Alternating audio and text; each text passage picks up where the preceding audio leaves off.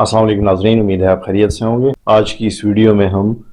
ان قطروں کی ڈوز کے حوالے سے بات کرتے ہیں اور آخر میں بہت اہم ڈسکشن ہوگی جس میں اس چیز کا تجزیہ کروں گا کہ کیا اس تعداد میں پولیو کے قطرے پلانے چاہیے یا یہ کچھ زیادہ اوور ڈوز کی طرف ہمارا معاشرہ جا رہا ہے۔ تو پولیو کے قطروں کی پہلی ڈوز پیدائش کے وقت بچے کو لگتی ہے، اس کے بعد دوسری ڈوز 6 ہفتے کی عمر میں جب بچہ 6 ہفتے کا ہو، تیسری ڈوز 10 ہفتے کی عمر میں، چوتھی ڈوز 14 ہفتے کی عمر میں اور بوسٹر ڈوز 16 سے 24 ماہ کی عمر میں، یعنی بچہ جب 2 سال کا بھی نہ ہوا ہو تو 2 سال تک اس کو پلا دینی چاہیے۔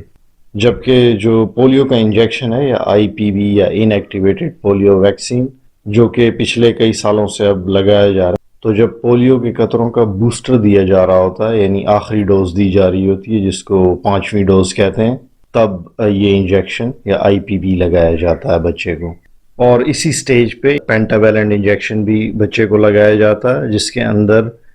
5 بیماریوں کے خلاف مدافعت موجود ہوتی ہے، جس میں نمونیا، اس کے علاوہ ہیپیٹائٹس بی، پرٹاسز کالی کھانسی جس کو کہتے ہیں، ڈفتیریا اور ٹیٹنس شامل ہیں۔ تو او پی وی یا پولیو کے قطروں کی 5 ڈوزز چاہیے تاکہ پولیو کے خلاف مکمل طور پر مدافعت حاصل ہو سکے۔ تو پولیو کے قطرے جب بھی پلائے جاتے ہیں 2 قطروں کی صورت میں پلائے جاتے ہیں اور ان کی کل مقدار 0.1 ml بنتی ہے، اور ان قطروں کو سٹیبلائز رکھنے کے لیے ان میں میگنیشیم ڈالے جاتے ہیں اور ان کو 2 سے 8 ڈگری پر سٹور کیا جاتا ہے۔ لیکن اگر ان کو زیادہ دیر تک سٹور رکھنا ہو تو ان کو -15 سے -25 ڈگری تک سٹور رکھنا چاہیے،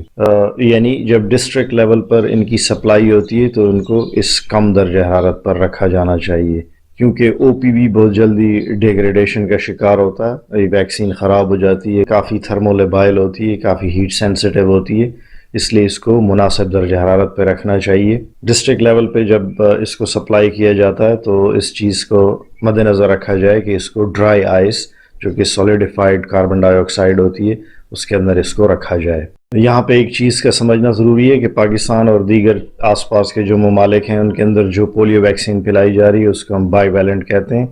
میں آپ کو بتاتا ہوں کہ بائی ویلنٹ اس کو کس لیے کہا جاتا ہے۔ دراصل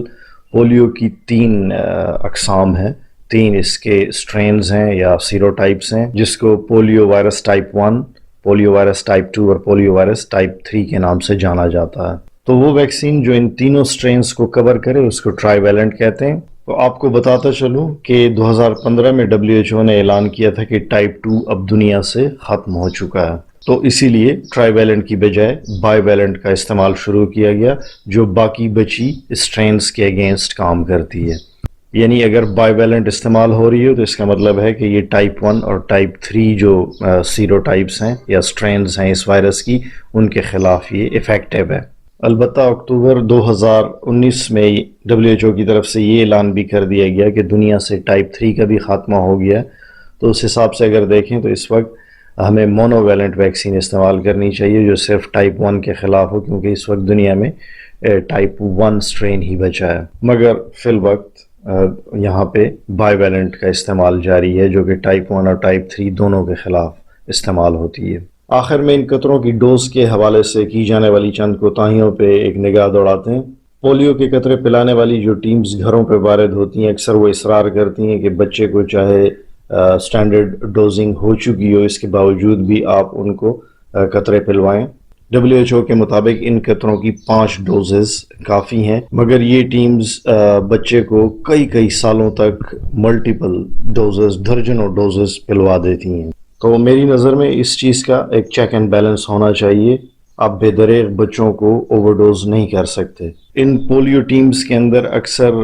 کم تعلیم یافتہ لوگ ہوتے ہیں جن کا اس بات پہ اصرار ہوتا ہے کہ ان کی گائیڈ لائنز میں جو ان کو سکھایا جاتا ہے اس کے اندر یہ بتایا جاتا ہے کہ ان کا کوئی سائیڈ ایفیکٹ نہیں، تو آپ دھڑا دھڑ ان کی ڈوزز پلوا سکتے ہیں۔ تو آئیڈیلی یہ ہونا چاہیے کہ جب یہ ٹیمز آپ کے دروازے پہ آتی ہیں تو آپ کے پاس بچے کا ویکسینیشن کارڈ موجود ہو جو آپ نے لوکل کسی ہاسپٹل میں یا BHU میں بچے کو ویکسین کی ڈوزز پلوائی ہیں، تو اس کا ایک ریکارڈ آپ کے پاس موجود ہو، اور ان ٹیمز کو اس چیز کو مد نظر رکھنا چاہیے کہ اگر کوئی فیملی وہ کارڈ ریپروڈیوس کرتی ہے، آپ کو دکھاتی ہے، اس پہ بلیو کریں اور اس کے اوپر عمل کریں۔ اس ڈور ٹو ڈور کیمپین کا زیادہ زور ان ایریاز میں یا ان گھروں پہ ہونا چاہیے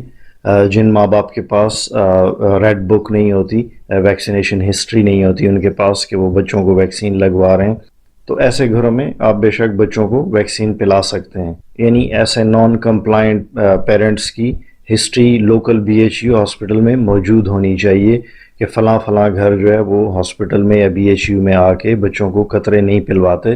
تو ان لوگوں پہ تو آپ کا فوکس ہونا چاہیے، لیکن وہ لوگ جن کی یہ ہسٹری موجود ہے ان کو آپ فورس نہیں کر سکتے اور نہ کرنا چاہیے، ایتھیکلی انکریکٹ ہے۔ فار ایگزامپل آپ کسی کے گھر پہ جاتے ہیں اور وہ بچوں کا ویکسینیشن ریکارڈ دکھانے سے قاصر ہوتے ہیں، ان کے پاس نہیں ہوتا یا وہ ہیلے بہانے سے کام لیتے ہیں، تو وہاں پہ تو آپ ظاہر ہے ان کو کنونس کرنے کی کوشش کریں گے، لیکن جب آپ کو اگر معلوم ہو جائے کہ ان کے پیرنٹس کافی پازیٹیو مائنڈ رکھتے ہیں اس حوالے سے اور ان کے پاس ویکسینیشن ہسٹری بچے کی موجود ہے،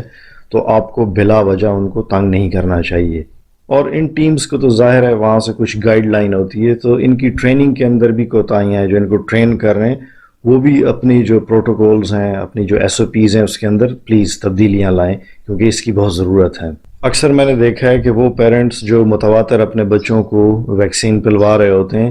وہ ایک بار بھی اگر نان کمپلائنس شو کریں یا بچے کو ویکسین نہ پلائیں تو ان کے گھر پہ وال چاکنگ ہو جاتی ہے، ان کے گیٹ پہ لکھ دیا جاتا ہے پرماننٹ مارکر سے کہ ان پیرنٹس نے اس بار ریفیوز کیا ہے۔ تو میرے خیال سے یہ انتہائی غلط اقدام ہے، اور پھر میں نے ایسے کئی بار ہوتے ہوئے دیکھا ہے کہ وہ پیرنٹس جو اپنے بچوں کو یہ ویکسین پلواتے ہیں ان کے دروازوں پر گھنٹوں لوگ کھڑے رہتے ہیں، یہ ٹیمز کھڑی رہتی ہیں اور ان کو کنونس کرنے کی ناکام کوششیں کر رہے ہوتے ہیں، لیکن ان کو اکثر یہ نہیں پتہ ہوتا کہ اب لوگوں کے اندر آگہی موجود ہے، ان کو پتہ ہے کہ خطرے بہت ضروری ہیں اور وہ بچوں کو پلوا رہے ہوتے ہیں، لیکن وہ چونکہ اوور ڈوزنگ کے خلاف ہوتے ہیں تو دونوں ایک دوسرے کو قائل کرنے میں لگے ہوئے ہوتے ہیں اور اس اثناء میں کئی ناخوشگوار واقعات بھی رونما ہو جاتے ہیں۔ تو اگر ان ٹیمز کے پاس یہ ثبوت آ جائے کہ بچے کو متواتر یہ ڈوز فراہم کی جا رہی ہے، ان بچوں کی ویکسینیشن ہسٹری موجود ہے، تو ان کو پلیز انسسٹ نہیں کرنا چاہیے۔